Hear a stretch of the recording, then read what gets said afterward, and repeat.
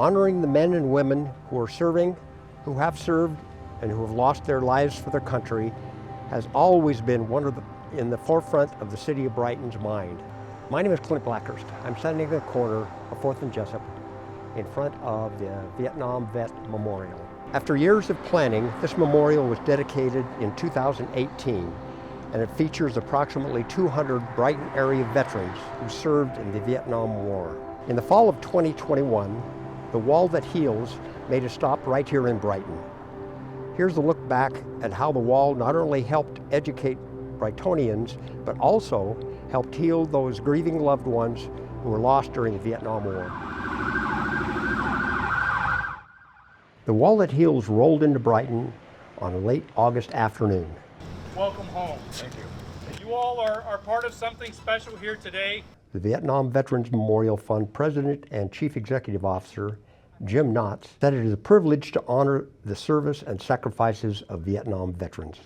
We consider this an honor to be able to bring the names of those who gave their lives in the Vietnam War back home to the communities around the country.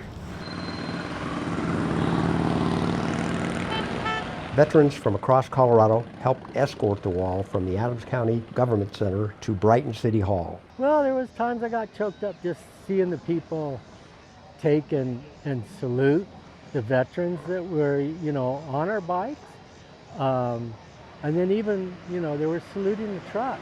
I mean, the wall itself, even though it's not exposed, they were still saluting the truck. Vietnam War veteran Kenneth Cosby has never seen the memorial in person, but he's excited to bring his wife back to visit the wall once it is on display. The soldiers and those that gave up their lives, some of those I don't know personally, but we did do an honor to protect our country. Since 1996, the Wall That Heals has spread its healing legacy to nearly 700 communities across the nation. I think it's about time that we should recognize all our veterans. As the sun rose on a warm September morning, a group of people started to gather at Carmichael Park. The group of volunteers would spend the next couple of hours putting together the Wall That Heals. And you guys are just gonna hold it there? I want to support this operation. George Melvin served in the United States Air Force from 1957 to 1962. I saw it a few years back at Cripple Creek, but I had no idea how they put it together, but I like being part of this. He joined other veterans as they helped build the Wall That Heals from the ground up. We're here to pay our homage to this important event and provide our volunteer labor to be able to help build the wall. United Airlines Cargo Business Development Manager Sharon Hogue joined the airline's Veterans Employee Group as they help support this very important mission. The things that honor our veterans we're passionate about, and it doesn't matter where in the country that we work or live. There are folks that are flying in from Houston, from Chicago, just people that this is near and dear to their hearts. The replica is constructed of avenite and is synthetic granite. The 140 numbered panels that make up the wall are supported by an aluminum frame. When the wall is completed, it will display all 58,281 names of the service members who died during the Vietnam War. Visitors will be able to experience the wall rising above them as they walk towards the apex. This is a key feature of the design on the wall in DC.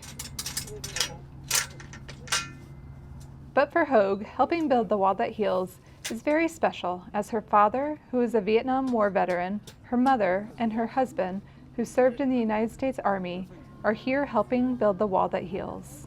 Dad is here as working side by side with my husband as well, and it's important for my mom because obviously she wasn't familiar with the draft until it happened to her. This is a special day for Hogue and her family, as she will be able to see the wall for the first time with her father standing by her side. It's going to be very, very special, very impactful, very emotional. We get weepy just watching the videos. Just from a sense of healing for my family, I think it's going to be really important for all of us. It took the volunteers 5 hours to set up the education center and build the Wall That Heals behind Brighton City Hall. Visitors from across Colorado came to Brighton to learn more about the Vietnam War and to pay respect to those who served but eventually paid the ultimate sacrifice. And he's one of only 2 who received the Medal of Honor. Fourth grader Will Weidebeck came to Carmichael Park to learn more about the Vietnam War. It's sad seeing all the names on the wall, but knowing that they served for a good cause, it makes me kind of happy. Weidebeck and his classmates started their tour at the Mobile Education Center. This 51-foot trailer brings the wall from city to city during each tour season. We used helicopters to haul people. I learned what time it was in, and I learned why all the things they left, what they meant to the family and all that. More Americans died during 1968 than almost the rest of the war in total. So the Vietnam War was a war that a lot of people ascribe to the domino theory, where we tried to make certain that we didn't want to have other countries fall to communism. We were involved in South America, we were obviously involved in Asia and Korea, and Vietnam became the latest country that kind of fell under the guise of this communist idea. The Wall That Heals site manager Tim Tate says that for 16 years, the United States tried to help the South Vietnamese government push back on communism. Unfortunately, not because of the heroism or hard efforts of the military, but because we as a nation and our politicians failed. At the end of the war, after we pulled out, many of those people, and of course all of South Vietnam, was made into one country, into Vietnam, under the communist rule. The Vietnam Veterans Memorial Fund was founded in 1979 to come up with a memorial for the Vietnam War for the National Mall in Washington, D.C. The memorial was then dedicated in 1982. In 1996, we realized there were other traveling walls, and they weren't replicating the wall experience that you would have in Washington, D.C. Tate says this is when the organization decided to create a traveling replica of the memorial. We're able to then bring that full experience that you would have in Washington, D.C. to places like Brighton, so that people who might not ever get a chance to come to Washington, D.C. have a chance to experience it. The Wall That Heals also gives those who have seen the memorial in Washington, D.C. a chance to learn more about the memorial. What do you see up there? Gun oil and a cigarette lighter. For some visitors, seeing the Wall That Heals in a smaller setting gives those visitors time to heal in a more private setting. This becomes the place that they can bring their family and share the stories. They might have talked about a story on Memorial Day, or they might have barely even alluded to something that they had, but this wall really brings out the truth and honesty that they have, brings out some of those stories that for years and decades even have never come up. But for Weidebeck, he was able to learn about what his family members went through over 40 years ago. So both of my great uncle and both my grandpas, they served. Well, my uncle died in it. He's on the wall too. My 2 grandpas, one of them died from the Agent Orange, and one didn't want to talk about it, and he died from cancer. Weidebeck and his grandmother found his great uncle's name, and he even got a rubbing of it to bring home with him. The majority of service members who died during the Vietnam War were from the Army. 8 women and 16 chaplains have their names displayed on the wall as well. Bringing the Wall That Heals to communities across the United States helped veterans find the strength and courage to visit the wall. Feel a strong, what's the best word, responsibility to come and serve and honor and help out wherever we can. For Vietnam veteran Tom Worzen, service is key. Honor is probably the best word. Respect their memory and keep their memory going, keep it alive. Worzen, along with over 100 other volunteers, watch over the Wall That Heals for 4 days and 4 nights. One of the first people on the wall, or casualty of the wall, was Terry C. Cordell. He was a 2nd lieutenant when I met him, and I drove for him a little while in Germany.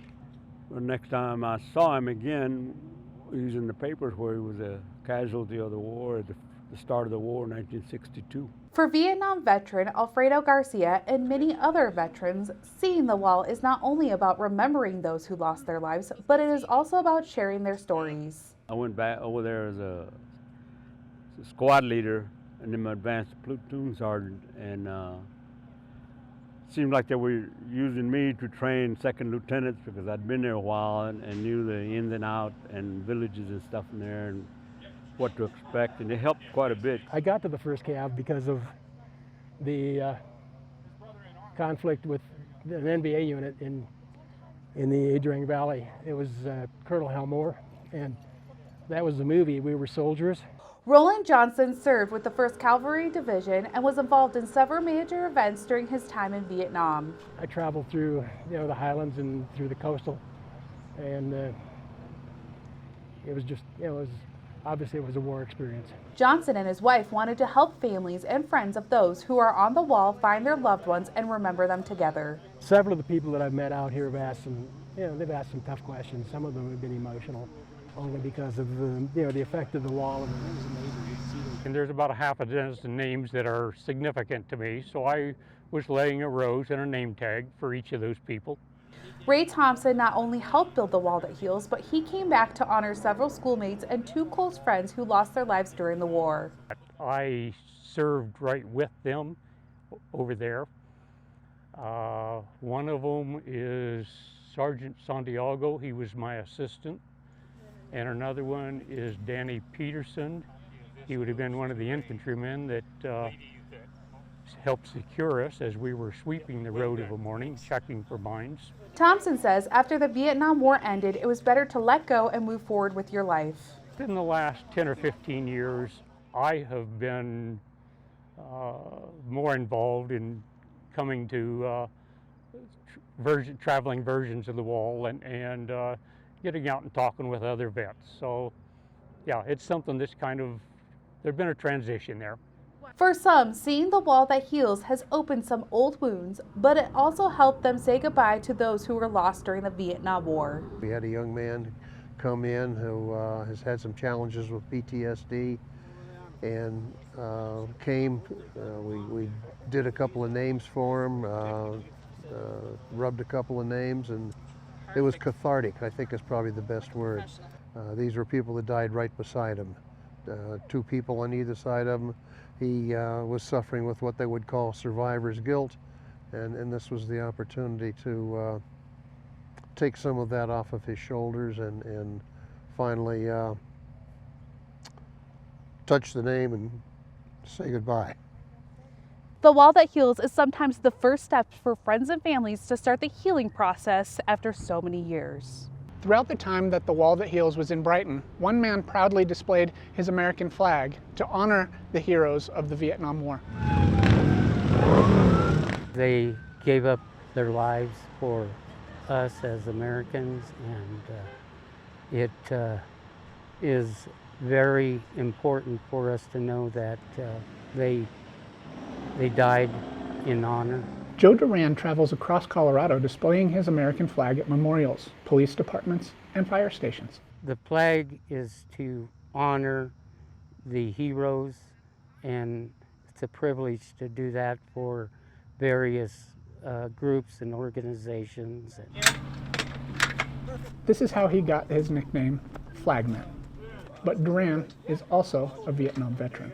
When I got here, I was away from the United States for a year, and coming back, everything was moving faster. It was just kind of overwhelming all of a sudden. Duran said after he came home, he was spat on, slapped, and verbally attacked.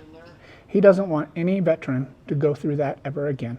The veterans, as far as after Vietnam, they tend to make up for it then. But even the Vietnam veterans felt, I guess, slighted a little bit. He came to Brighton to recognize the sacrifices of Fort Morgan native David Midcap.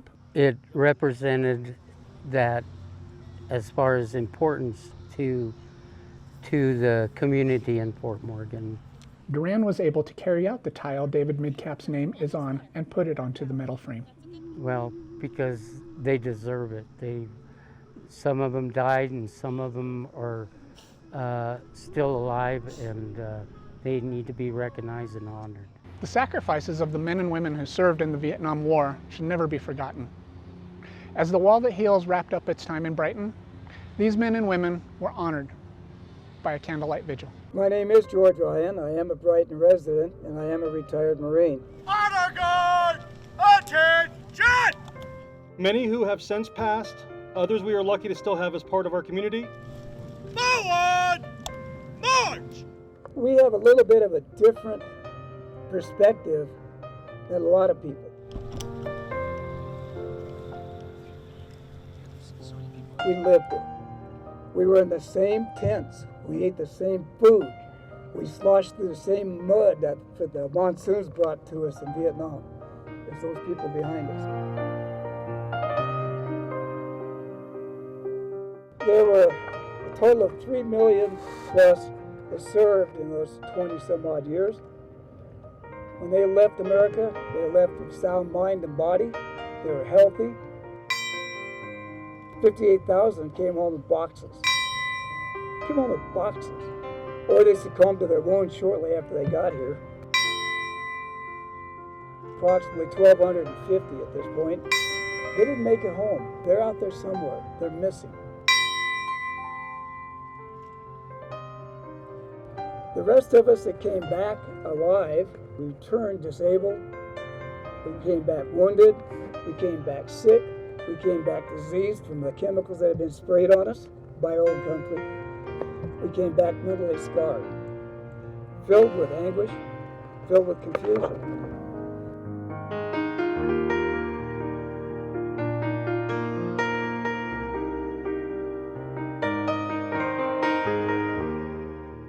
Time passes, memory fades. I'm approaching 78 years old. I thought I had it under control. I thought I had all my thoughts and feelings and everything compartmentalized. I had it categorized. I dealt with everything. I didn't talk about it. It was just a part of life. Let's move on. But the first time I came to the presence of this wall, excuse me, I'm a little emotional. I have overwhelming feelings that I couldn't describe. It's like a punch in the gut. Totally breathless. I'd hidden so much for so many years.